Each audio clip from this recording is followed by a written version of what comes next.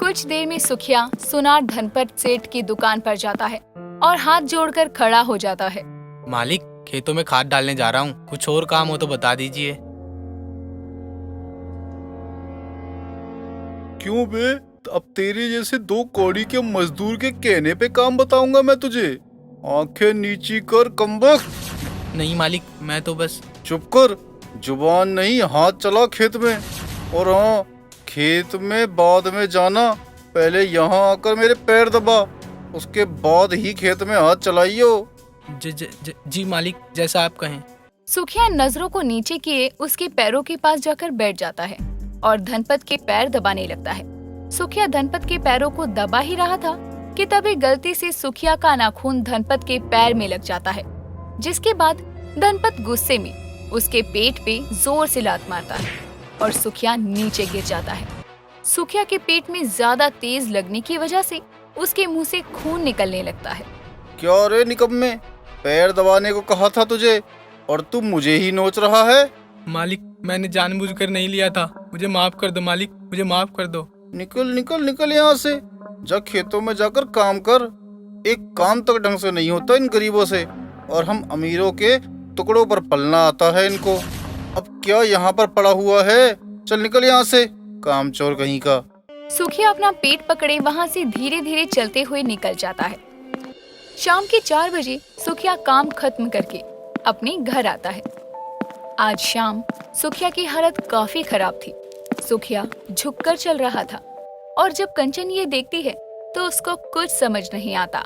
और अजी, आप इस तरह से झुककर क्यों चल रहे हो? कुछ नहीं कंचन, बस ये समझ लो कि हम गरीब हमेशा दूसरों के टुकड़ों पर पलते आए हैं।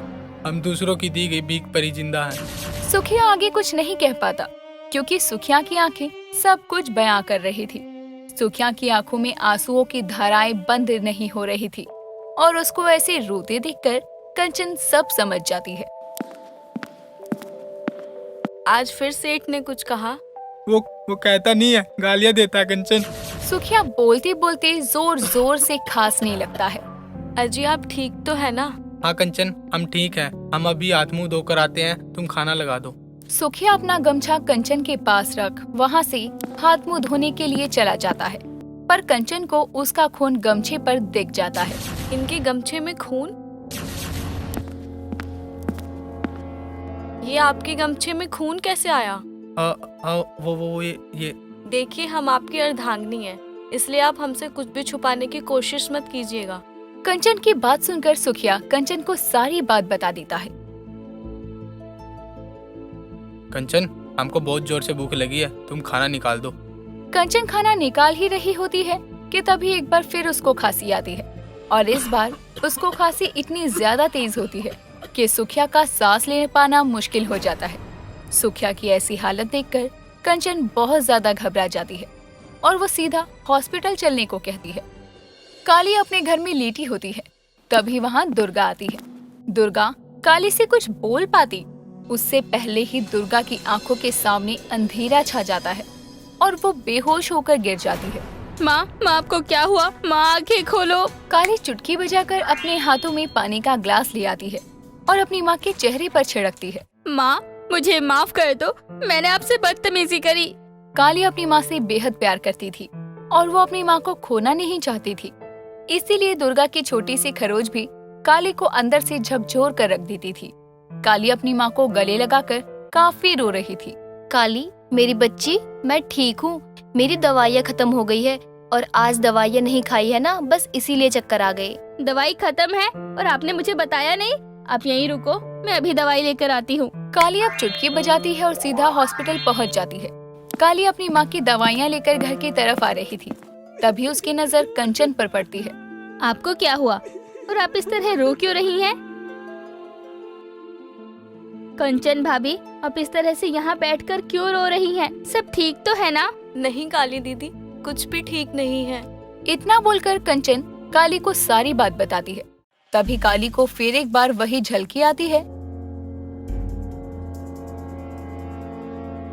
और वो अपने मन में सोचती है, यानी वो आदमी एक अमीर सोनार है, इसने अपने ही यहाँ काम करने वाले सुखिया भैया के साथ ऐसा बर्ताव किया। भाभी, अगर आप इतनी सारी परेशानियों में थी तो आपने गांव की योजना में अपना नाम दर्ज क्यों नहीं करवाया? आपको पता है सरकार की तरफ से एक नई योजना आई है, उसमें गरीबों की आर्थिक स्थिति को देखकर सरकार गरीबों को कुछ पैसे मुहैया कराएगी। काली दीदी, हमें इस योजना के बारे में कुछ नहीं पता है, और अगर होती भी तो हम जैसे लोगों की कौन मदद करता। आप चिंता मत कीजिए भाभी, मैं हूँ ना, मैं आपका नाम दर्ज करवाऊंगी। पर आखिर ये योजना भाभी तक क्यों नहीं पहुँची? नील, नितिन, मुकेश घर के बाहर खाट पर बैठे खीर पूड़ी का आनंद ले रहे थे। तभी खीर खाते हुए नितिन सूरज की तरफ देखने लगता है। अम्मा, आप इतनी अति धूप तिली है ना। हाँ, जाड़े में धूप सेकने के चलते ही तो तुम नालायक यहाँ बाहर बैठकर खाने के लिए मरे जा रहे थे। गा रहे थे? क्या गा रहे थे अम्मा? मुझे भी तो बताओ जरा। मिला पेट तो बल दे अम्मा, दला पानी देना तुल्ला तल्लू। नितिन कुल्ला करके जैसे ही वो अपने मुंह से पानी की पिचकारी निकालता है, वो पिचकारी सामने आए गुलशन के मुंह पर पड़ती है। ये देखकर उसके साथ आए चवन्नी और कृष अपनी हंसी को दबाने लगते हैं, लेकिन नितिन के साथ साथ उसके दोनों भाई भी हंसने लगते हैं। अरे छी छी छी छी छी छी। बुड़बक लोगों की कमी नहीं है हमारे गांव में नेताजी, और ये इन बुड़बक परिवारों में से एक है, भाग्या बहन का परिवार। सरपंच जी, कौन है ये मुच्छड़ आदमी? भाग्या आंटी, कैसी बातें कर रही हैं आप? ये साहब गरीब ग्रामीण कल्याण योजना के लिए तो गांव के दौरे पर आए हैं। अच्छा, आइए ना, आप खीर पूड़ी खाएंगे? वैसे सचिव जी, हमने तो सुना है गरीब को 2 वक्त की रोटी भी नसीब नहीं होती है। अरे लेकिन किशनगढ़ में तो खीर पूरी खाने वाले गरीब देख रहा हूँ मैं तो। हाय दैया, ये सब देखकर कोनो गलत फैमिली मत पालिए। वो तो हम सुबह भीख मांगने गए रहे तो एक मंदिर के बाहर एक खीर पूरी बट रही थी, तो अपने बच्चन का पेट भरने के लिए ले आए। हाँ नेताजी, हम तो खानदानी दलीब है। हमारा दादा दलीब, हमारा बाप दलीब। अरे दलीबी तो हमें विलायत में मिली है। वैसे कितने पैसे दे दी तलताल हम तो? 1 लाख रुपए। 1 लाख? अम्मा सुना आपने? 1 लाख? ज्यादा मुंह मत खोल वरना एक लात खाएगा। तो नेताजी, कब आएंगे हम गरीब की झोली में 1 लाख?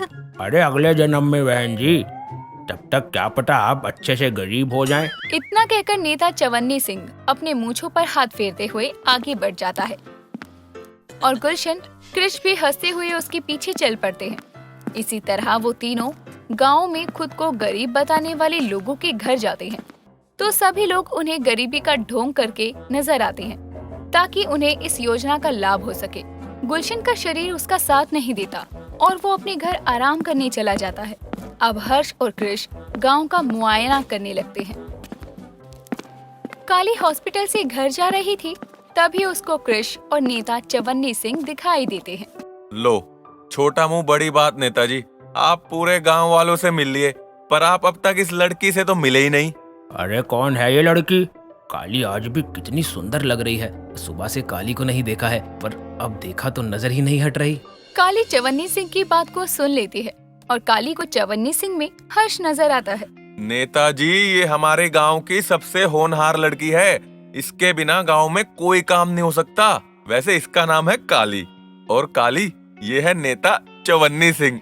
नमस्कार नेता उर्फ हर्ष जी। काली की ये बात सुनकर हर्ष और कृष को खांसी आ जाती है और हर्ष अपना मुंह छुपाने लगता है। क्या हुआ नेता चवन्नी सिंह जी, आप मुझसे अपना चेहरा क्यों छुपा रहे हैं? अब अपना सच आप दोनों खुद बताएंगे या मैं अपने तरीके से पूछूं? काली, वो तुम पंचायत ऑफिस चलो, हम तुम्हें सब वहीं बताते हैं। सुबह के समय हर्ष पंचायत ऑफिस में कृष को मिलने आता है।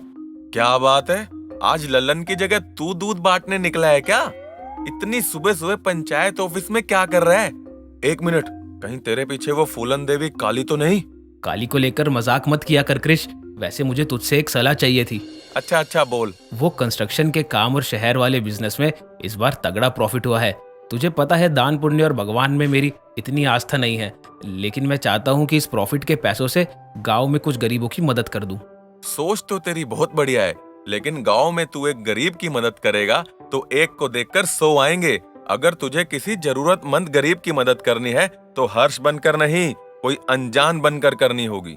मतलब? कृष हर्ष के कान में कुछ कहता है, जिसके बाद दोनों मुस्कुराकर हाथ मिलाते हैं। यानी कि सरकारी योजना और तुम्हारा ये हुलिया सब झूठा है। सचिव जी, अरे काली, मुझ पर क्यों भड़क रही हो? झूठ ही सही, लेकिन इस योजना के चलते हमें ये तो पता चल गया कि गांव वाले पैसों के लिए कितना ढोंग कर सकते हैं। लेकिन इस झूठी योजना का फायदा जिसको होना चाहिए था उस गरीब तक तो इसकी खबर भी नहीं पहुंची। कौन है वो गरीब जिसका पता हमें नहीं चला? काली उन्हें गांव की सुखिया और कंचन के बारे में सब कुछ बताती है, जिसके बाद हर्ष, कृष और काली तीनों ही हॉस्पिटल जाते हैं। अरे आपकी ये हालत कैसे हुई? जब आप इतनी परेशान थी तो आपने मुझे क्यों नहीं बताया?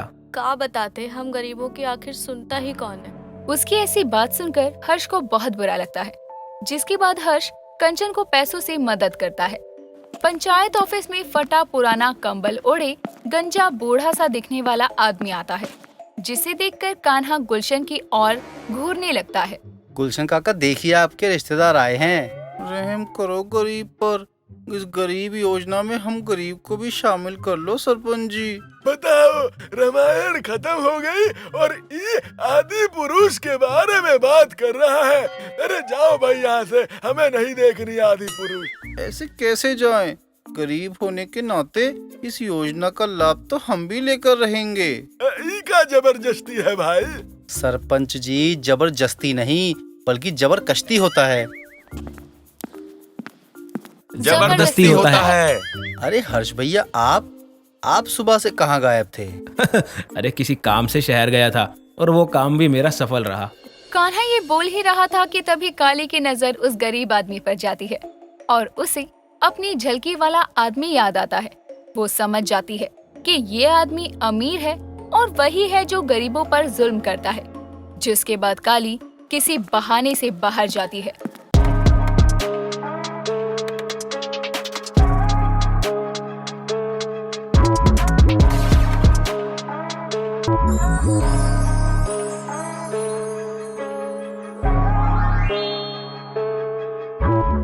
और नकाब वाली का रूप लेकर वहाँ आती है। सचिव जी, ये एक भिखारी आया है, कह रहा है कि ये बहुत गरीब है। ये कोई भिखारी नहीं बल्कि सोमगढ़ का सुनार धनपत है। क्यों सुनार जी, मैं सही बोल रही हूँ ना? कब बोल रही हो तुम? हमको सुनार वुनार नहीं है। अच्छा, आप सुनार नहीं है, ठीक है, कोई बात नहीं। वैसे मैंने सोमगढ़ के एक सुनार के सोने को लोहे में तब्दील कर दिया है, जो उसने एक रात पहले ही किशनगढ़ के पंचायत ऑफिस के पास दबाया था। अच्छा है तुम वो नहीं हो। सोने का नाम सुनते ही धनपत अपने ऊपर से कंबल हटाता है। कहीं इस लड़की को सच में तो पता नहीं चल गया कि हमने उस सोना पंचायत ऑफिस के पास गाड़ा है, ताकि हमारे घर की तलाशी पर सोना ना मिले। अरे नहीं, ये कब बोल रही हो तुम? हमारा सोना कोई चीज थोड़ी ना है जो तुरंत लोहा बन जाएगा, और तुम ये सब कैसे कर सकती हो? चुटकी बजाकर। मजाक अच्छा कर लेती हो। काली की बात सुनकर धनपत हंसने लगता है, पर तभी काली एक चुटकी बजाती है और वो उसकी पतलून उतार देती है और उसका चमकीला कच्छा देखकर सब हंसने लगते हैं। इस तरह। हे भगवान, इतना चमकीला कच्छा तो कोई गरीब नहीं पहनता, ऊपर से ये नया मालूम पड़ता है। अरे बाप रे, मेरा सोना। ये सुनकर सुनार धनपत, जो कि गरीबी का ढोंग कर रहा था, उसकी पतलून को ऊपर करता है और पंचायत ऑफिस के पास ही एक मिट्टी वाली जगह को खोदने लगता है। उसे देखकर सब हैरान रह जाते हैं। अरे बाप रे, ये तो हमारे गांव के कुत्तों से भी ज्यादा तेज गड्ढा खोदता है। ये देखो। दूर हट जा नालायक, कहीं उसी गड्ढे में तुमको ना धकेल दे ये आदमी। मेरा सोना सही सलामत है, इसलिए तो एक रात पहले मैंने यहाँ पर सोना छिपा दिया था। तो यानी तू ही वो सुनार है, ना कि कोई गरीब मजबूर। इस तरह से सोमगढ़ के सुनार धनपत का सच सबके सामने आता है कि वो पैसों की भूख के चलते एक गरीब ढोंगी बनकर और पैसों के लालच में किशनगढ़ आया था। उसकी ये हरकत जानकर किशनगढ़ की पंचायत ऑफिस सजा के तौर पर धनपत को एक निश्चित राशि देने का जुर्माना लगाती है और इस तरह से किशनगढ़ आकर उसको कुछ मिलता तो नहीं है, लेकिन कुछ लुट जरूर जाता है। देखना न भूलिए काली द वुमेन वॉरियर सीजन 2 के चटपटे और मजेदार एपिसोड सिर्फ और सिर्फ हमारे चैनल पर, और साथ ही साथ हमारे चैनल को लाइक, शेयर और सब्सक्राइब करना बिल्कुल ना भूलें।